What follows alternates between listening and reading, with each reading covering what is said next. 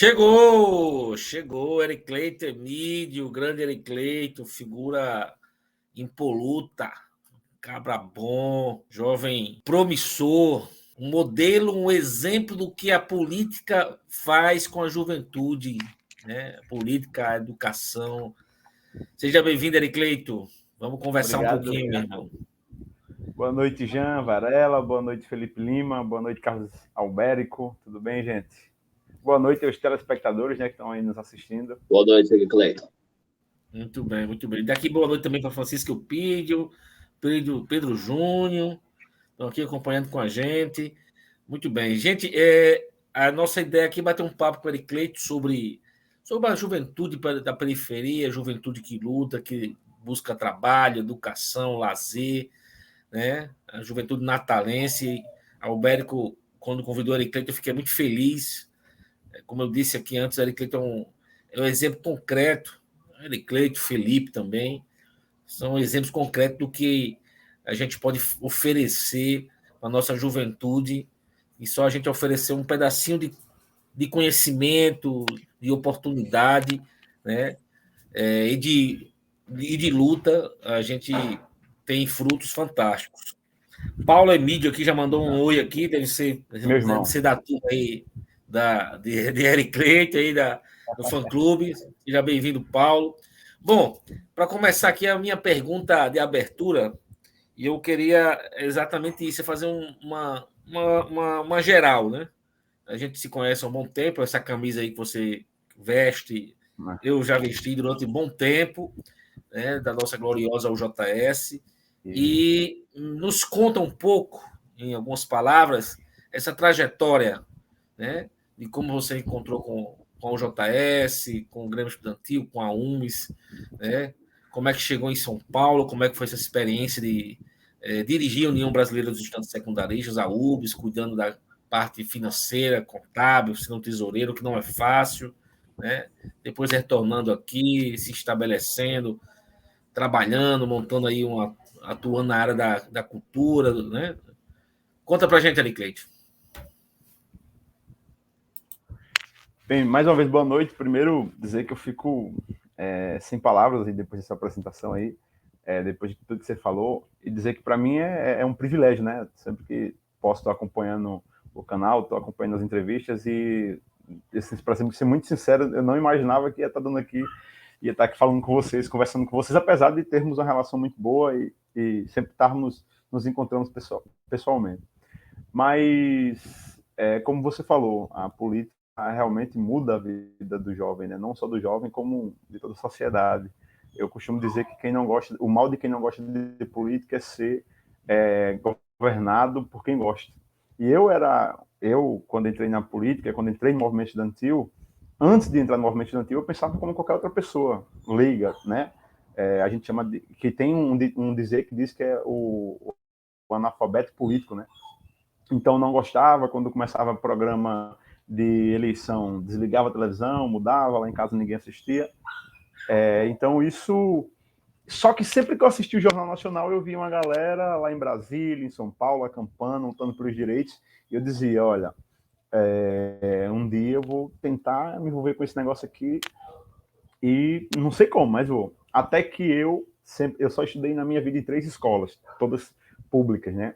E uma delas foi o Maria Madalena, na qual essa escola ela tem um peso fundamental assim para a reviravolta que teve minha vida, porque foi nela que eu encontrei uma professora chamada Gil, que ela era minha professora de geografia, e ela sempre falou da UBS. Ela sempre dizia, cara, a UBS, olha, gente, vocês aqui, nós somos professores, mas existe uma categoria que defende os nossos direitos, existe uma categoria que defende os direitos dos estudantes, que é a UBS, é a UNE.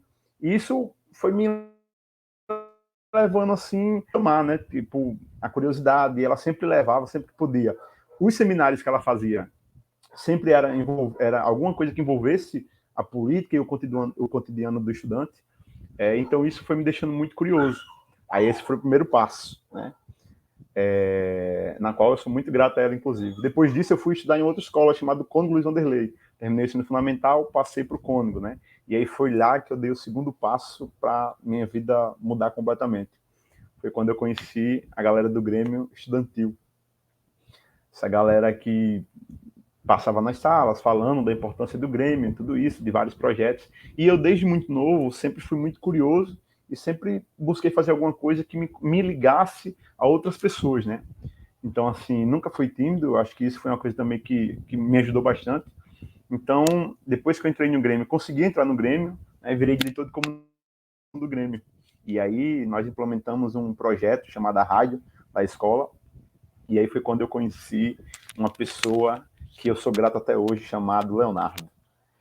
Ele que é das fileiras da UJS, e aí isso no ano 2011. Eu lembro que a gente lutou nesse ano pelo passe estudantil grátis no ônibus, né? As carteiras de estudante, na verdade. E aí esse cara, ele morava no Nova Natal, aqui num bairro próximo ao meu, e passou lá na minha escola. Lembro como se fosse hoje, ele chegando lá de bicicleta, né? Todo suado. Falando, cara, eu quero falar com o Grêmio. E por ironia do destino, só tinha eu do Grêmio na escola.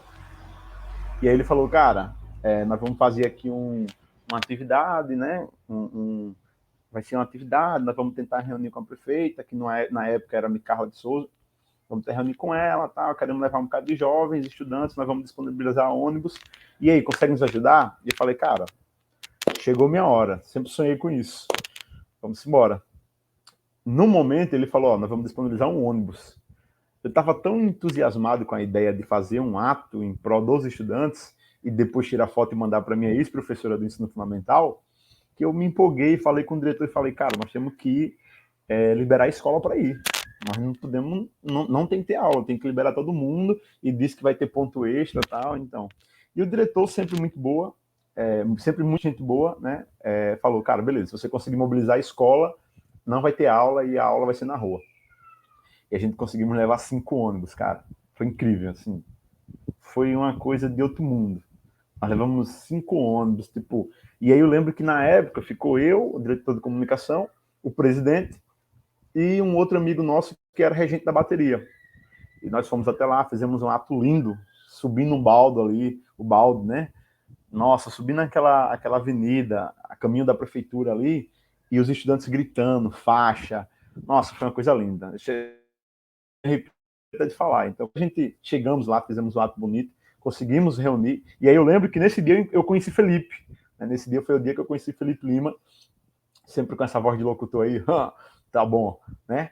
E aí nós conseguimos reunir com a prefeita na época, conseguimos colocar o que nós tínhamos de demanda, e aí quando acabou o ato, estávamos todos nos reunindo para ir embora, quando Pedro Henrique, que na época era o diretor do coletivo secundarista da JS, me convidou e convidou os 2 amigos para fazer parte de uma confraternização ali, depois de um ato bonito, né? Vamos se reunir, vamos falar um pouco mais sobre o futuro. E eu fui. E aí foi quando eu dei aquela famosa virada na chave que mudou a minha vida para sempre. Que foi quando eu conheci o JS. Ele me apresentou o manifesto da JS, e quando eu li um trecho, que eu digo isso para todo mundo, que fala, nós somos jovens, operários do campo e da cidade, que ele me arrepiou e eu falei, cara, eu nem perguntei mais o que era, eu falei, me dá uma caneta aí que eu preciso assinar isso.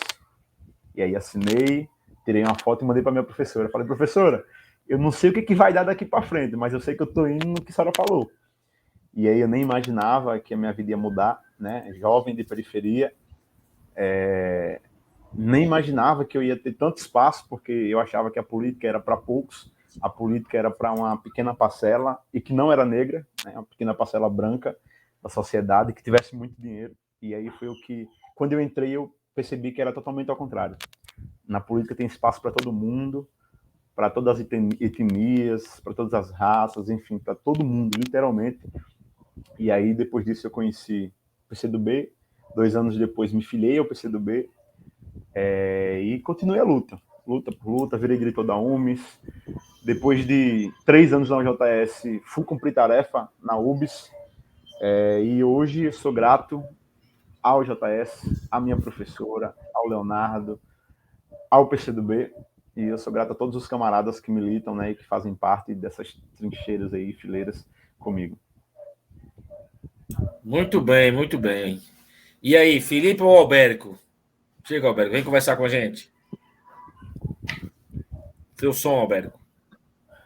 Agora tá baqueadinho, tomou a vacina. Foi, eu tomei a terceira dose hoje, não tô... Deixa o Felipe aí, já que o Felipe foi citado aí, vamos deixar o Felipe aí. Vamos lá, Filipão, chega com a gente. Exatamente. Bom, Eric Clayton, boa noite a você. Eu também fico muito feliz por você estar aqui no nosso Bate-Papo 65, sendo nosso entrevistado. Você que foi nosso colega, também um dos grandes timoneiros da UJS Potiguar, e do qual eu me orgulho de ter amizade já há quase 10 anos. Eric Clayton, como você falou, né, a questão do movimento estudantil, né, que foi, digamos, a grande virada de chave na sua vida, e depois, como você relatou, né, você esteve na direção da UJS, e depois cumpriu uma tarefa importante na União Brasileira dos Estudantes Secundaristas, na UBS. Nos fale um pouco sobre esse seu período na UBS, né, nas atividades, nas grandes atividades nacionais, em que você esteve ao lado de grandes nomes do movimento estudantil brasileiro, lutando pelos estudantes brasileiros no âmbito nacional. Esse foi um momento realmente muito marcante na minha vida, né?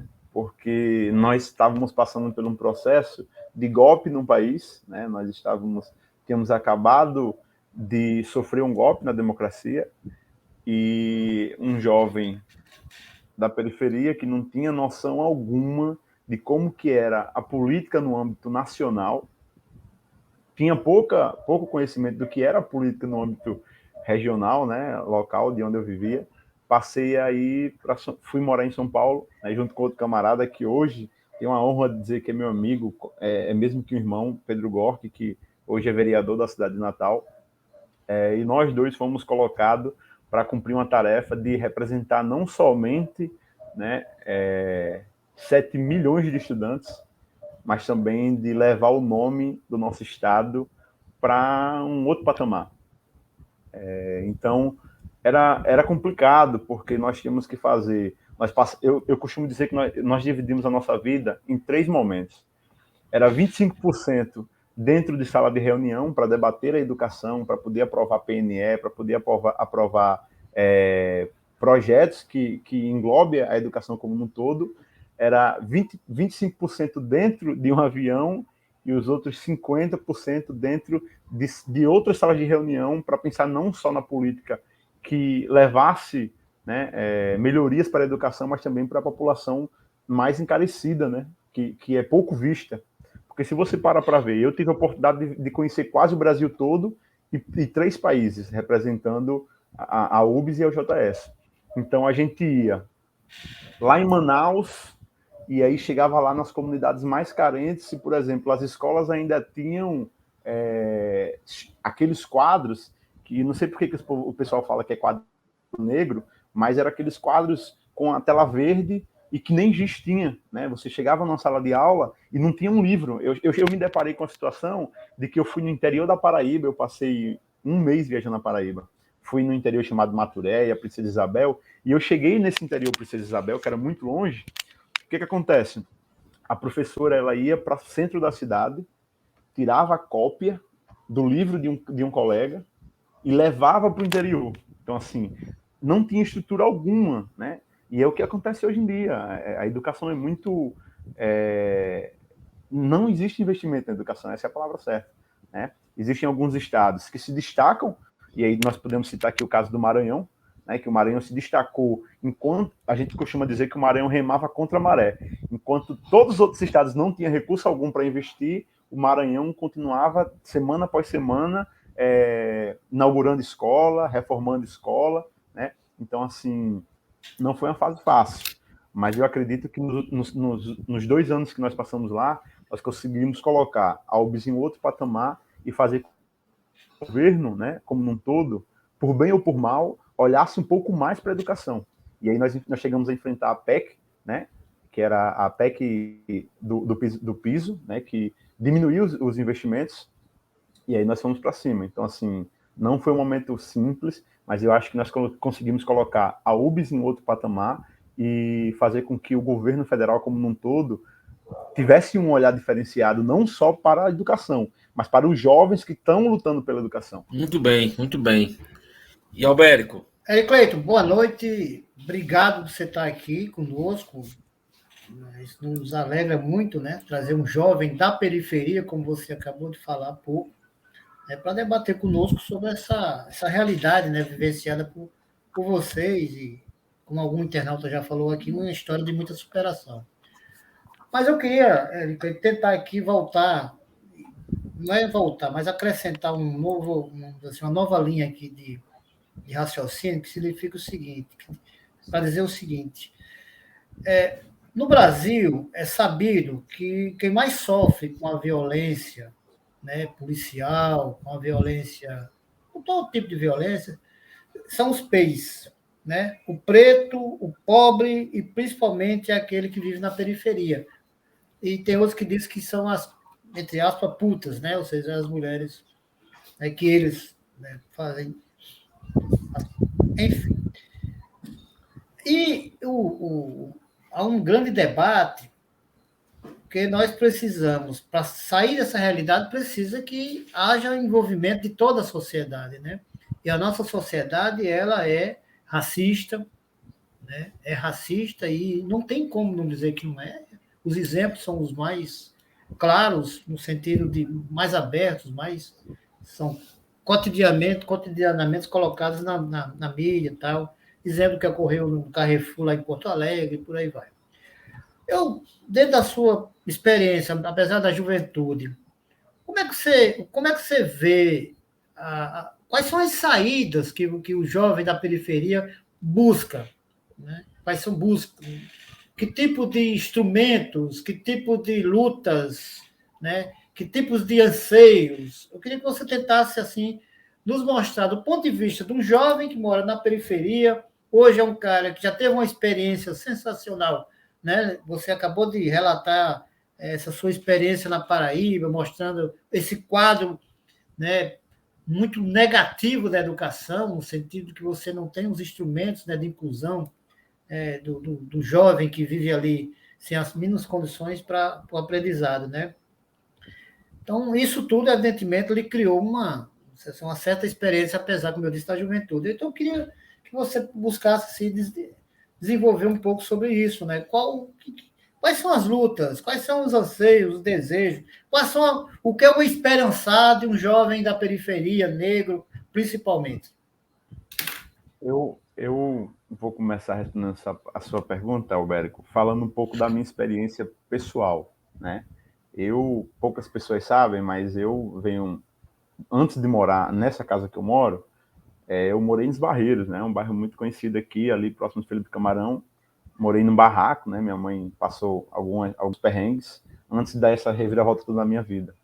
E aí, depois que vim para cá, eu conheci muitas pessoas e tenho muitos amigos aqui, inclusive no bairro. E a maior dificuldade de um jovem hoje que mora na periferia é simplesmente ter acesso à cultura. Ter acesso a um espaço no que você possa, sei lá, reunir a galera no final de semana ou no final de dia. Eu vou lá no interior, eu sou do interior chamado Nízia Floresta, e aí a gente vai lá e tem uma pracinha. Então a gente senta na praça, fica ali, vendo as estrelas, conversando com os amigos, né? Aqui na Zona Norte, onde eu moro, tem uma pracinha aqui. Mas existe, na verdade, 2 pracinhas, próximo da minha casa, coisa de 500 metros. Então, uma é um ponto onde é muito violento, a polícia passa, bate em todo mundo e todo mundo vai embora. E tem um outro ponto que é uma praça toda cercada, que assim que fizeram, inauguraram e foi aberto ao público, e agora é no cadeado direto. Próximo na rua que eu moro, tem uma quadra. Essa quadra ela passou 10 anos assim, acabada. Não tinha nada, não tinha uma trave nessa quadra. Então, assim, se a gente pegar e fizer um giro num bairro, nas periferias de Natal, você não tem uma quadra, as quadras que tem na escola, você não tem acesso, porque ou está com o teto caindo, que foi a situação, inclusive, da escola que eu estudei. Tinha um ginásio, né, mas o ginásio depedrado, né, então, assim, Os jovens da periferia, eles sonham como qualquer outro jovem, eles sonham como um jovem que mora na Zona Sul, ele sonha em ser jogador de futebol, ele sonha em ter um carrão, ele sonha em ter uma casa, ele sonha em ter uma família. Só que as oportunidades que lhes são colocadas não existem. Você começa por quê? Se você vai na escola pública, aqui na Zona Norte, é uma escola que tem professor todo dia, que não tem merenda, né? Então, que você... Muitos de pais e amigos meus, né?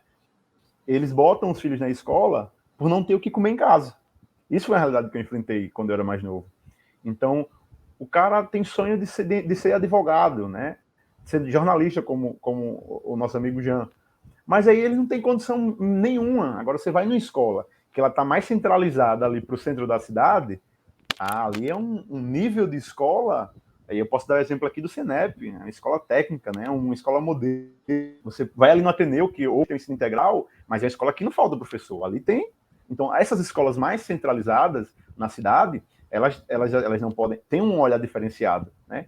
Então, assim, eu tenho amigos, inclusive eu perdi alguns amigos, né? Por causa disso. Quando a gente é criança, a gente brinca muito, principalmente os jovens que moram na periferia, que é o seguinte: vamos brincar de polícia ladrão? Você vai ser o quê? Não, eu sou ladrão. Não é por qualquer outra coisa. É porque o jovem da periferia, ele é acostumado a ver dois caras que sempre apanham da polícia por serem ladrão, né? Mas tem uma vida boa e consegue dar uma vida melhor à família nesse mundo do crime. E a polícia, eles enxergam como se fosse uma coisa ruim. Porque é a galera que sempre bate naquele cara que está procurando dar uma vida melhor à família. Não que eu estou dizendo que isso é certo.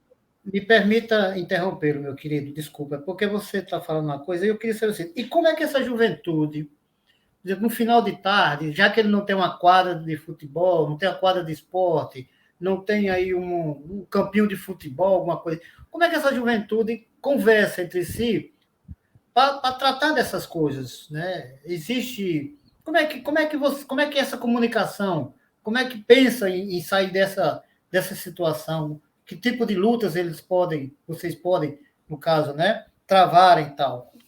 Como é que é isso? Como é que se dá essa...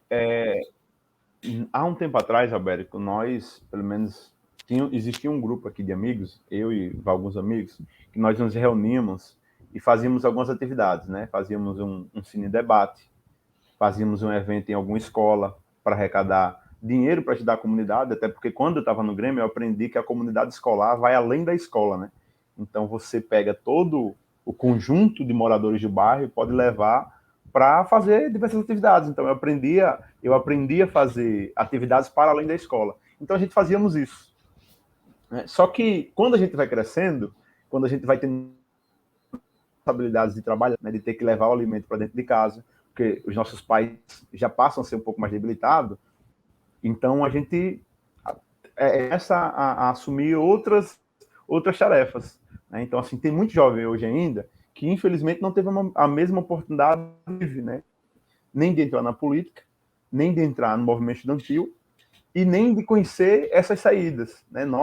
Eu aqui particularmente procuro muito fazer isso, então sempre está reunindo com a turma, sempre está procurando fazer algum debate, só que a maior dificuldade nossa hoje é tornar esses debates atrativos. Justamente porque antes nós ainda tínhamos um pedaço de quadra. Então nós reunimos nesse pedaço de quadra, fazíamos ali um jogo de bola, né? E aí debatíamos um pouco, pô, vamos procurar disso, melhorar daquilo. E hoje nem isso mais acontece, né? Porque não tem uma quadra, não tem um espaço adequado. Até porque se você é jovem de periferia e reúne um grupinho no final de tarde para conversar, a polícia vai passar e vai achar que estamos fazendo coisa errada, entendeu? Essa é a principal dificuldade. São espaços de cultura, são espaços que o jovem... Pronto, meu sobrinho, ele canta rap. E aí meu sobrinho é um dos organizadores da Batalha do Vinho aqui na Zona Norte, né?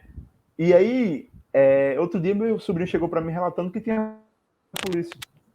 Porque estava lá no ginásio Nélio Dias, que é aqui próximo de casa, e os caras já chegam falando, ó, é tudo vagabundo, que não sei o quê, que isso, que aquilo, pega ele tapa, vai para casa, isso e aquilo.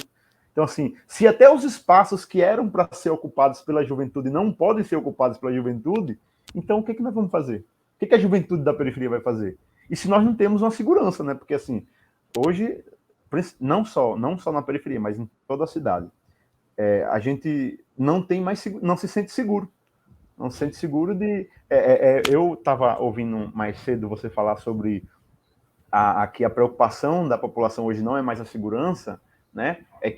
A questão da fome, da necessidade. Só que na periferia, isso nunca deixou de ser realidade. Isso nunca deixou de ser, né? Na periferia sempre existiu a questão da insegurança e a questão da necessidade. Então sempre existiu isso dentro da periferia. Perfeito. Muito bem. Não, é isso. Eu queria conversar contigo, te perguntar essa questão da que você falou aí, dessa questão da escola, da periferia, que as escolas da periferia não são de qualidade. Mas, ao mesmo tempo, me corrija se eu estiver errado, você deve ter mais conhecimento do que eu, as escolas do centro, que sempre tiveram foram mais atrativas, né? Ateneu, Anísio, Xuxo, Padre Miguelinho, Floriano Cavalcante.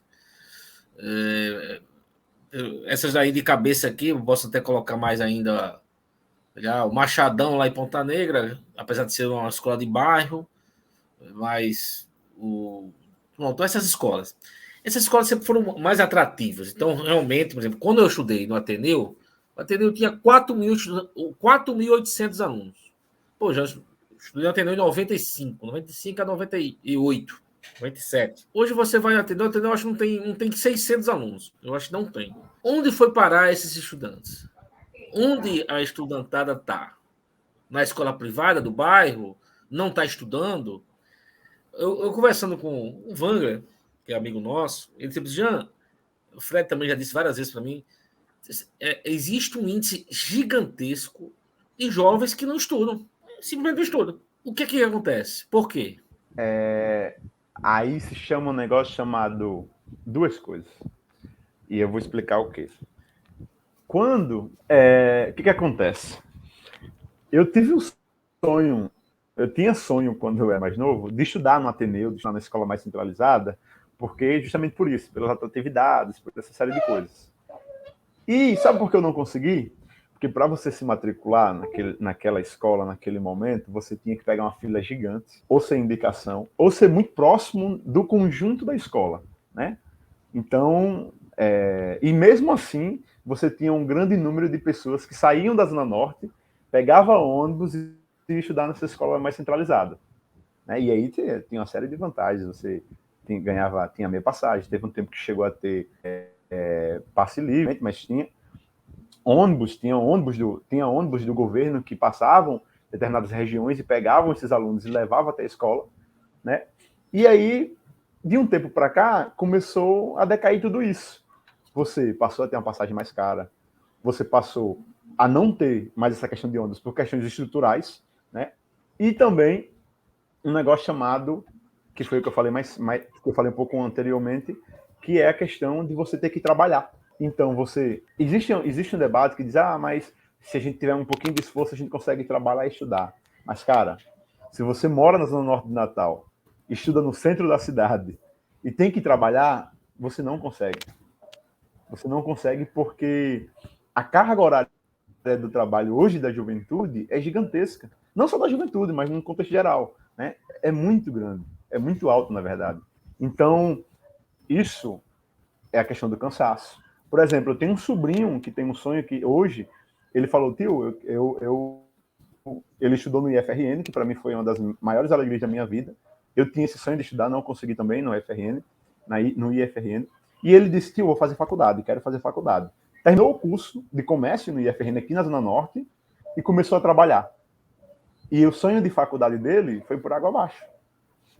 Então, assim, se ele tivesse começado a estudar na faculdade, por exemplo, ele teria que fechar. Hoje, se você não tiver um pouquinho mais de condição de se manter somente estudando, você não consegue estudar e trabalhar. E aí essa realidade é 10 mil vezes mais dura quando é para um jovem da periferia. Então, e sem contar da mobilidade. Você tem a questão da mobilidade. Olha, minha esposa, ela trabalha no Norte Shopping, aqui próximo da minha casa. Eu vou de moto, eu gasto 5 minutos para buscar ela. Antes de ontem, eu tive uma reunião, né? E aí eu não consegui buscar ela de 10 horas. no domingo. Eu não consegui buscar ela de 9 horas, que ela saía mais cedo.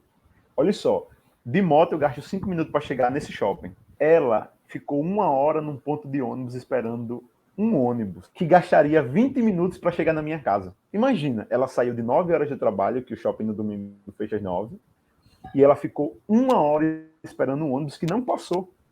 Por quê? Nos finais de semana, os ônibus são reduzidos. Aí, na semana, ela sai do shopping de 10 horas.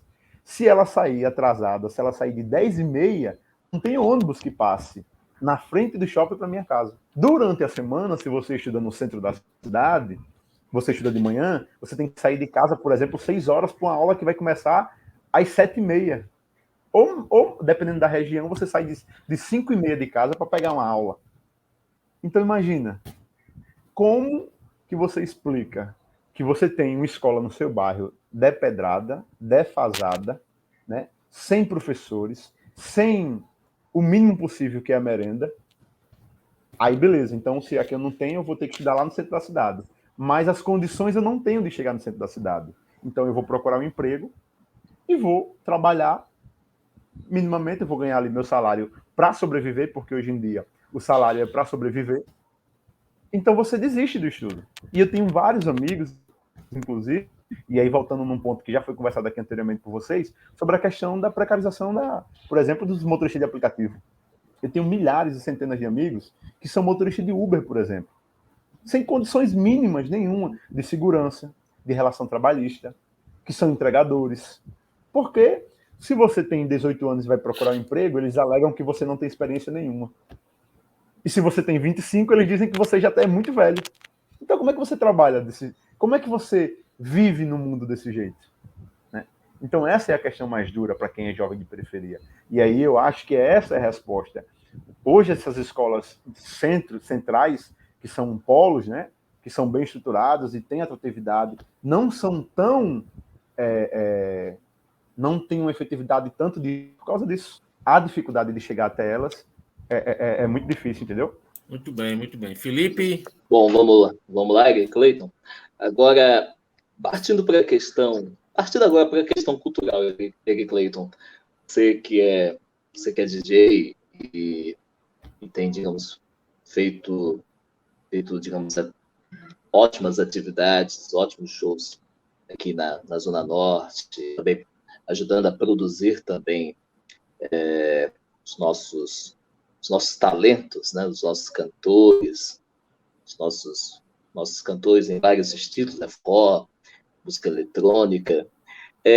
Como digamos, trabalhar essa questão da cultura na periferia de Natal, mas especialmente na Zona Norte, onde você vê esses talentos surgindo para a nossa música e para a nossa arte.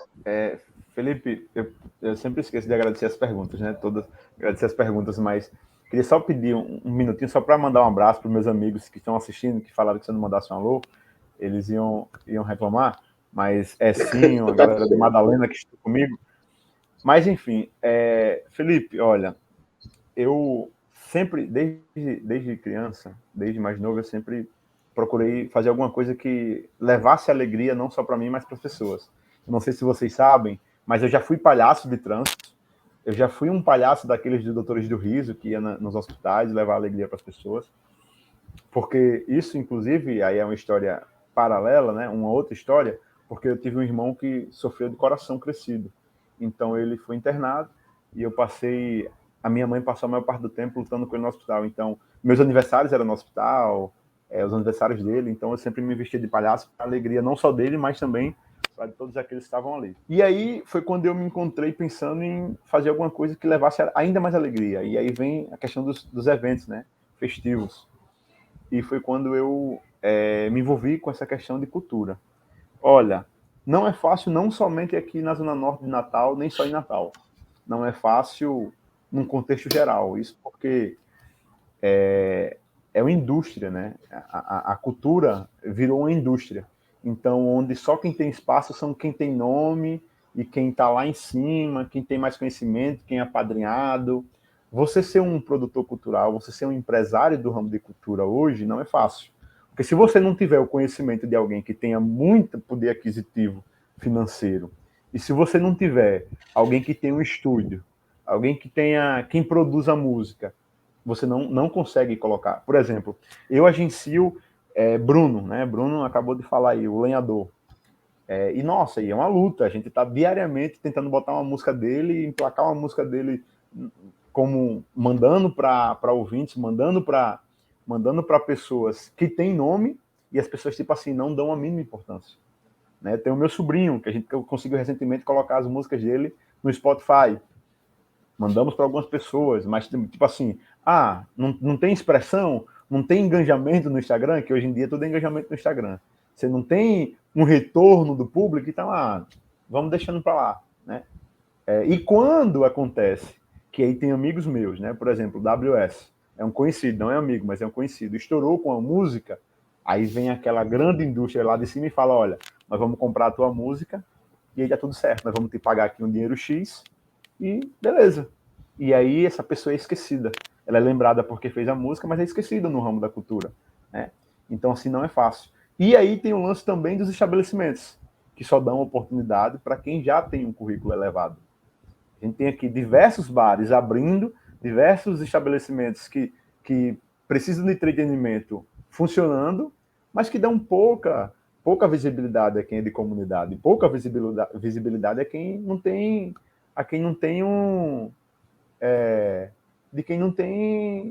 vamos dizer que um engajamento nas redes sociais, né?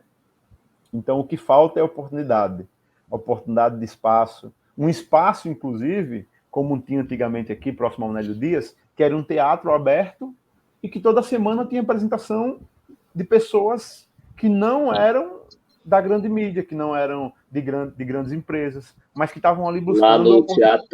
Lá no teatro Gisel Figueiredo. Fica próximo ali ao Nélio Dias. Essa, inclusive, é um espaço, que é uma pracinha que eu falei que agora está fechada no cadeado. Então, ela era aberta ao público, e aí todo final de semana pessoas se reuniam, levavam uma caixinha de som, um microfone, e era um espaço aberto para pessoas mostrarem sua arte. E não só de cantar, não só de tocar como DJ, mas de fazer encenações artísticas, né, teatrais. E hoje em dia não tem mais. Então, o que falta hoje para que a cultura do nosso estado, dos nossos bairros periféricos, possam ter mais visibilidade, é um espaço onde possam se apresentar. É um convite, por exemplo, da prefeitura para tocar no Natal e Natal, né? Para tocar em eventos do governo do estado. Porque você faz Natal e Natal ali na Árvore do Mirassol, aí você bota quem? Você bota Dorival Dantas, você bota artistas renomados, que já têm visibilidade suficiente, mas você não coloca os caras da periferia. Você não coloca um grupo de rap que está começando agora, você não coloca um DJ que está começando agora, você coloca uma pessoa que já tem um nome. Então, como fazer para que a cultura do nosso município tenha mais visibilidade? É isso. É você dar espaço para eles, é dar ferramentas para que eles possam ter mais visibilidade. Muito bem, muito bem. 19, 14, eu acho que já está chegando na reta final. Maravilhosa esse bate-papo com o Eric Cleito. Eu vou fazer uma última pergunta e já vou pedir para o Eric Cleito também fazer as suas considerações respondendo, que é essa questão do futuro, né? Do que esperar dessa juventude que vive da cultura, que você falou aí, dessas dificuldades. Qual a saída? Qual o enfrentamento? Como alterar essa realidade? Olha, eu acredito muito, Jean e camaradas, que a saída para isso tudo são duas. Primeiro, ocuparmos mais, nós jovens, ocuparmos mais espaços de poder e de decisões no município. E aí um exemplo disso que eu vou citar é o meu camarada e amigo, irmão de São Pedro Gó, que hoje ocupa uma cadeira na Câmara Municipal de Natal e que tem dado visibilidade demais, inclusive, por ser jovem e por espaço para jovens, né? Então, assim, quando a gente ocupa espaços de decisões e quando nós nos fazemos presentes do município, de qualquer atividade que seja, nós vamos ter mais espaço. Então, imagina, você tem uma Câmara de Vereador que tem 28, 29 vereadores, e aí você tem 10 vereadores jovens. E aí você pode pensar, vamos aqui fazer um encontro de juventude no município de Natal, e nós vamos colocar atrações principais, beleza, nós vamos colocar, mas nós vamos colocar o principal foco aqui, vai ser os jovens da periferia, vai ser os jovens menos assistidos, vai ser aquele grupo de jovem que canta rap, que é lá de Manuísa, por exemplo, que é aquele grupo de jovem que é lá do Pajuçara, né? Então, assim, quando a gente dermos mais visibilidade aos jovens e quando nós, enquanto população geral, elegermos mais jovens para ocupar espaços de decisões no município e no estado, nós vamos ter cada vez mais a presença de jovens e um olhar diferenciado pela periferia. E nós vamos ter aí cada vez mais jovens decididos a mudar não só a realidade da sua escola, como eu fiz na minha, mas de mudar também a realidade do seu município, do seu bairro. E aí, de antemão, depois de tudo isso, eu queria agradecer o convite mais uma vez. Fiquei muito honrado. Obrigado, Jean Varela, a quem eu tenho a satisfação de chamar de meu presidente. Obrigado ao Bérico, no qual eu aprendi demais, inclusive cumprindo tarefa com você enquanto secretário de juventude, de organização, né? Você, meu secretário de organização, na qual eu tive o privilégio de aprender um pouco mais sobre a política, e Felipe Lima, que nós chamamos de grande enciclopédia humana, né? Que fala bonito sempre, e na qual é camarada de luta, né? Então, assim, obrigado pelo convite. Espero ter atendido as expectativas, não só de vocês, mas de todos que estão aqui assistindo. A honra é nossa. Isso aí. A honra é nossa. Sejam maravilhoso. Sempre à vontade, se precisarem. Então, tranquilo, firme na luta. Tamo junto. Obrigado, gente.